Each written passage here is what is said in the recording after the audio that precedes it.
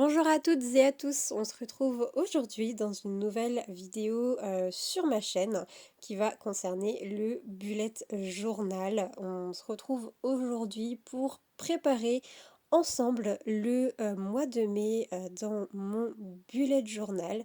Donc on va faire ça ensemble. Si ça vous intéresse, je vous laisse avec la suite de la vidéo.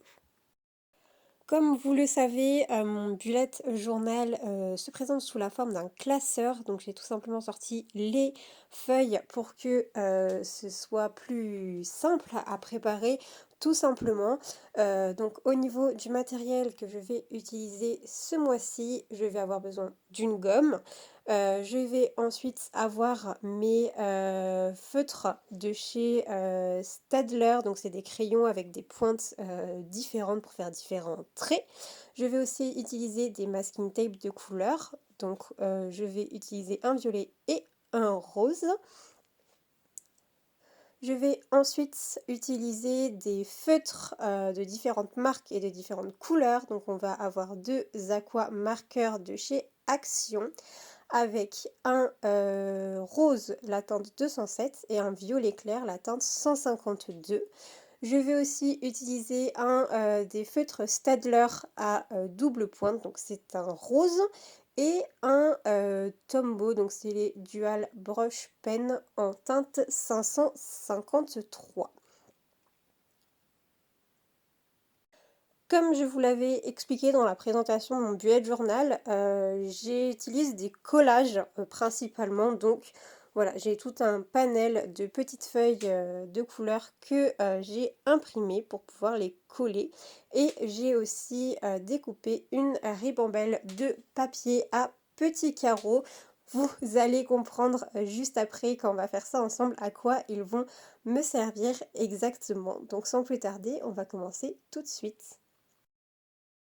On va commencer par faire la double page de présentation du mois, donc la double page de garde, si on peut appeler ça comme ça. Comme vous venez de le voir à l'écran, je l'ai montré vite fait, en fait je prends la dernière page du mois d'avril. Je vais ensuite prendre cette illustration, donc une lune dans les tons rosés et violets. Vous voyez que ça va être le thème un petit peu de mon bullet journal pour ce mois-ci. Tout ça un petit peu dans les tons pastels, l'astronomie entre la lune et les planètes. Et je viens tout simplement avec un bâton de colle la coller donc au dos de la dernière page du mois d'avril. Je viens ensuite prendre mes petits masking tape de couleur.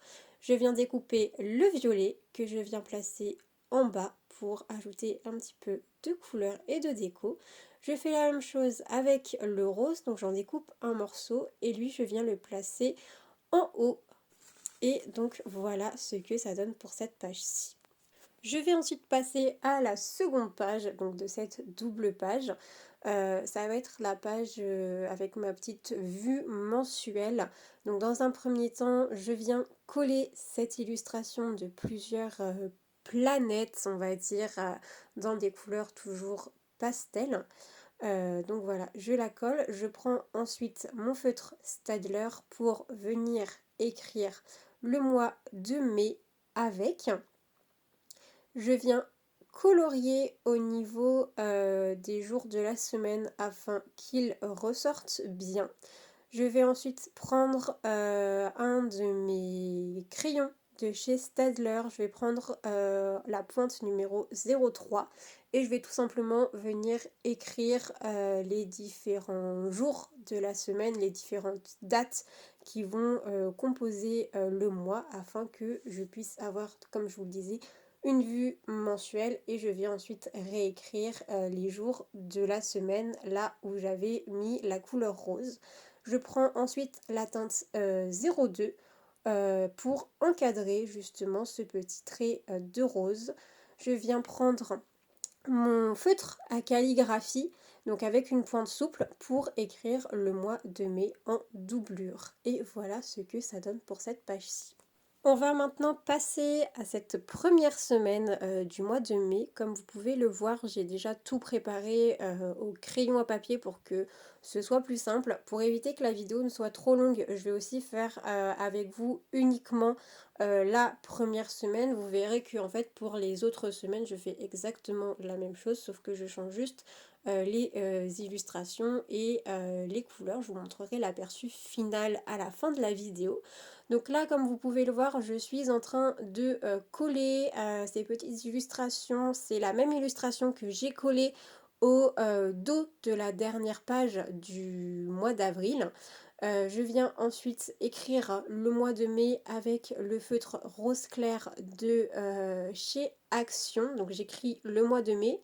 Je colorie la partie des jours de la semaine et je colorie aussi la semaine dans laquelle on se situe. Ensuite, j'ai décidé de partir sur des petits écrans d'ordinateur, on va appeler ça comme ça. Donc je vais faire la barre en haut que je vais colorier avec mon feutre rose. Donc je vais colorier toutes les barres qui correspondent à chaque écran d'ordinateur pour chaque jour de la semaine, donc du lundi jusqu'au dimanche.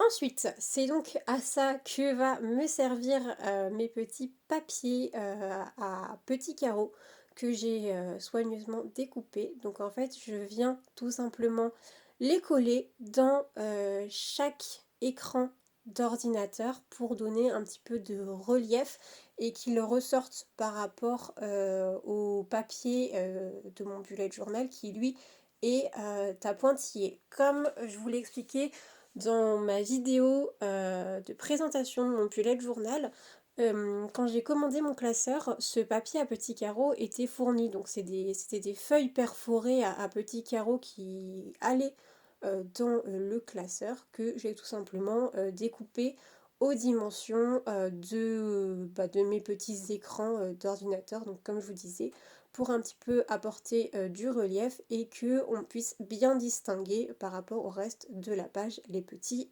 écrans. Donc je colle ça sur tous les écrans, donc comme je vous le disais, du lundi jusqu'au dimanche. C'était un petit peu long à faire et un petit peu chiant, je vous l'avoue, dans le sens où à la fin j'avais vraiment les doigts qui collaient de partout. Mais je trouve que ça donne un chouette rendu. Donc je pense que je le referai. Mais après, je le ferai pas tous les mois parce que déjà couper les bouts de papier c'était super long. Mais en plus de devoir tous les coller, c'était un petit peu fastidieux à faire. Donc ensuite, je prends un de mes crayons de chez Staedtler. Je viens écrire, maintenant que le feutre est sec, donc tous les numéros, tous les nombres de jours du mois. Je ne sais pas trop comment vous expliquer ça, mais je pense que vous avez compris.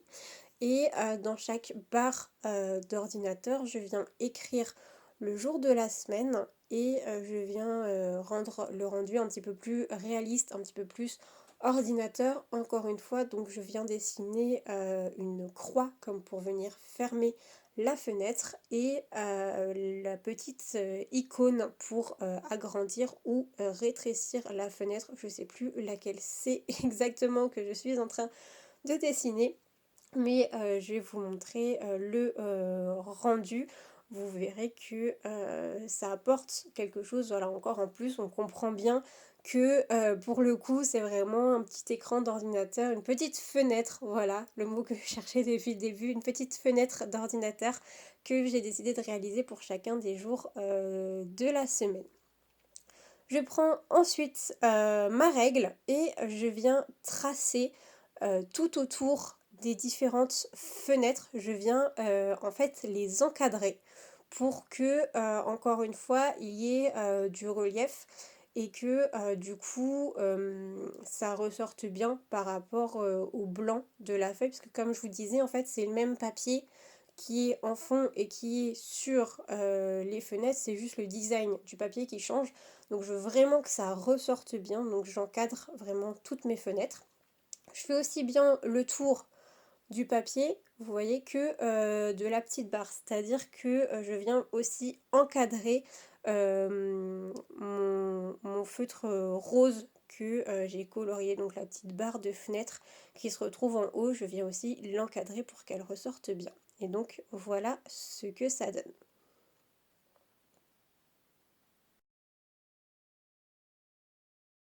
Je vais ensuite prendre la deuxième page qui constitue ma double page de ma semaine et je viens faire exactement la même chose. Donc je viens avec mon crayon de chez Staedtler encadrer chacune des fenêtres. Donc sur celle-ci, il m'en reste 3 le vendredi, le samedi et le dimanche.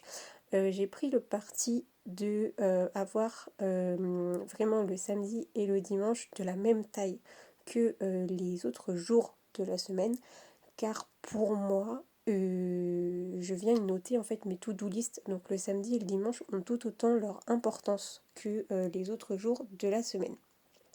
Je viens ensuite faire les contours de ma colonne qui me sert à noter les événements de la semaine, donc que ce soit des rendez-vous, des anniversaires, etc. Et donc je viens la séparer donc en 7 jours, avec les 7 jours de la semaine. Vous voyez que quand je sépare, je ne fais pas un trait complet puisque je vais venir ensuite y noter les différents jours de la semaine. Suite à ça, je viens former mon tracker de la semaine dans l'espace libre qu'il me reste en bas de ma page. Pour ça, rien de plus simple, je viens tout simplement former une grille avec 7 petites cases qui correspondent donc à chaque jour de la semaine, tout simplement. Et je vais venir inscrire en haut de chacune des cases les jours de la semaine. Je viens ensuite écrire le mot tracker dans une petite calligraphie. Donc pour ça, je vais dédoubler quelques traits de mon écriture. Je vais ensuite venir écrire les jours de la semaine dans les espaces vides que j'ai laissés sur ma colonne des événements pour mieux m'y retrouver et que chaque jour soit bien espacé. Je vais enfin venir avec mon feutre à calligraphie écrire le nom event, donc en haut de ma colonne des événements. Et voilà pour cette page-ci qui est maintenant terminée. Et je vous montre tout de suite le résultat donc de la double page de la semaine. Et je vais vous laisser avec les plans du mois de mai en entier.